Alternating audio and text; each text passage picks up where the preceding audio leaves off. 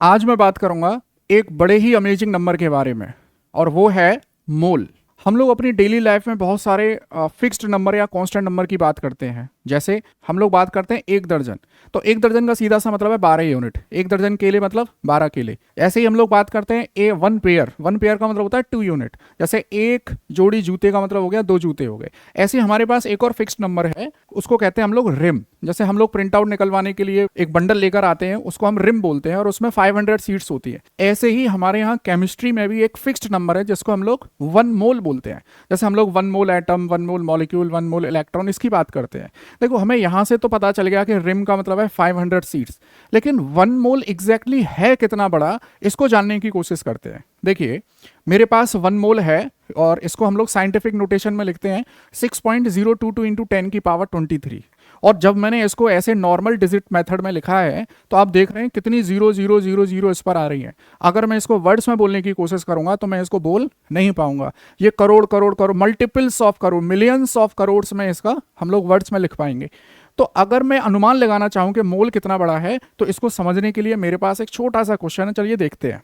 मेरे पास क्वेश्चन है कि if you have 1 mole rupees and you have to spend 10 lakh rupee per second, then how many years you would take to spend this money. आपके पास 1 mole rupees है। देखिए, सोचने में ही कितना अच्छा लग रहा है कि अगर मेरे पास 1 मोल रुपीज है तो मैं उन 1 मोल रुपीज को खर्च करना है। कंडीशन क्या है कि 1 सेकंड में 10 लाख रुपए खर्च कर रहे हैं। आप सोच के देखिए, 1 सेकंड में 10 लाख रुपए खर्च करने हैं और टोटल आपके पास 1 मोल रुपीज है। हम इसको छोटी सी कैलकुलेशन से समझते हैं, फिर आपको इसका अनुमान लगाना आसान रहेगा। देखिए, 10 लाख रुपए हमें खर्च करने हैं। हमको 10 लाख रुपए खर्च करने हैं 1 सेकंड में। देखिए आप, 10 लाख रुपए 1 सेकंड में, तो 1 रुपया खर्च करने में कितना सेकंड लगेगा हमको? 1/10 की पावर 6 सेकंड। और अगर मुझे 1 मोल रुपीज खर्च करने हैं तो 1/10 टू द पावर 6 मल्टीप्लाई, और हमारे पास 6.022 इंटू 10 की पावर 23।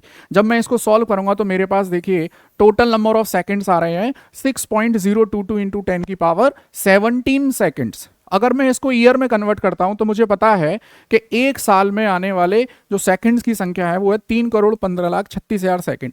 आप टोटल नंबर ऑफ सेकंड्स में 1 ईयर के सेकंड्स का डिवाइड करेंगे तो आपके पास देखिए नंबर ऑफ ईयर्स निकल कर आएगा, वो जो है 2 into 10 to the power 10 years. जब आप देखिए 1 सेकंड में 10 लाख रुपए खर्च कर रहे हैं, फिर भी आपको 2000 करोड़ साल लग रहे हैं उन 1 मोल रुपीस को खर्च करने के लिए।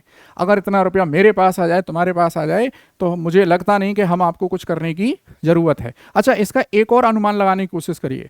अगर आपके पास 1 मोल पेपर है, 1 मोल जो प्रिंट आउट निकालने वाला पेपर है, और अगर आप उसको वर्टिकली एक के ऊपर एक रखते हैं तो हम उन पेपर पर चढ़कर मून तक जा सकते हैं। इतना बड़ा नंबर है 1 मोल। तो ये तो इसका हाउ बिग अ मोल, इसकी कल्पना हो गई। अब दूसरा देखिए, अगर आपके पास 1 मोल हाइड्रोजन एटम है, 1 मोल हाइड्रोजन एटम, तो इसका टोटल वेट होता है केवल 1 ग्राम। तो आप अंदाजा लगाइए हाइड्रोजन एटम कितना छोटा होगा। तो केमिस्ट्री में हम लोग बहुत छोटी से छोटी चीजों को पढ़ते हैं और बहुत बड़ी से बड़ी चीजों को पढ़ते हैं। तो 1 मोल एक बहुत बड़ी क्वांटिटी है। ऐसे ही अमेजिंग कॉन्सेप्ट्स को समझने के लिए फॉलो करिए मेरा channel chemistry with Naveen sir. Video समझ में आए तो चैनल को सब्सक्राइब करिए और शेयर करिए। Thank you.